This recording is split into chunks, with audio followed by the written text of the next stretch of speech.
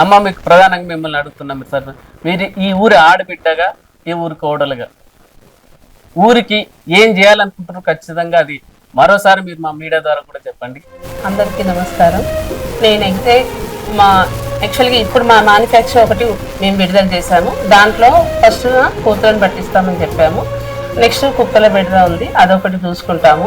Water problem ఒకటి ఉంది, అదొకటి. వృద్ధులు కొంచెం వాళ్ళకు కూడా ఏదన్నా చూద్దాము, కొంతమందికి పెన్షన్ అలాంటివి రాలేదన్నారు, అలాంటివి కొన్ని చేద్దామనేసి. ఆ స్వర్గపురి వాహనం ఒకటి. తర్వాత స్కూల్ ప్రధానంగా ఏమనిపిస్తుందంటే ఈ రోజుల్లో గవర్నమెంట్ స్కూల్ కంటే చాలా మంది వెళ్ళట్లేదు. సో యాక్చువల్గా గవర్నమెంట్ స్కూల్లో ఉన్న టీచర్స్ ఎవరండి? Well educated. సో వాళ్ళు చెప్తున్న దగ్గరికి వెళ్లకుండా ప్రైవేట్ స్కూల్లో ఉన్న దాంట్లో అంతగా వెల్ ఎడ్యుకేటెడ్స్ వాళ్ళైతే ఉండరు అని కాదు, ఇక్కడ చూసుకోండి.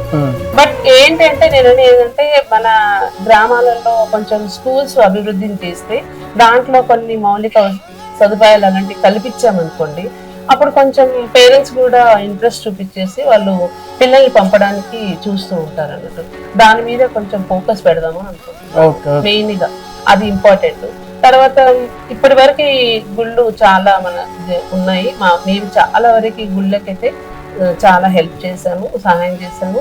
అంటే సపోజ్ ఇప్పుడు శ్రీరాముని గుడి ఉంది, అక్కడ పంతులు ఉండడానికి గృహం లేదు. ఆ గృహ నిర్మాణం కోసం మేము చాలా హెల్ప్ చేసాము కట్టడానికి. ఎక్కడ వినాయకుల పండుగ వచ్చినా ఏదైనా అమ్మవార్ల పండుగ వచ్చినా గానీ ప్రజలు మన దగ్గరకు వచ్చి అడుగుతూ ఉంటారు, ఏమని మాకు ఒక హెల్ప్ చేయండి అనేసి. అలాంటి వాటికి విగ్రహాలు, అన్నదానాలు ఇలాంటివి అయితే మేము చాలా చేసాము. అది ఊరు ప్రజలందరికీ తెలుసు. మరొకటి ఏంటంటే పేదవాళ్ళు చనిపోయినప్పుడు మా వారు చాలా ముందంజగా ఉంటారు.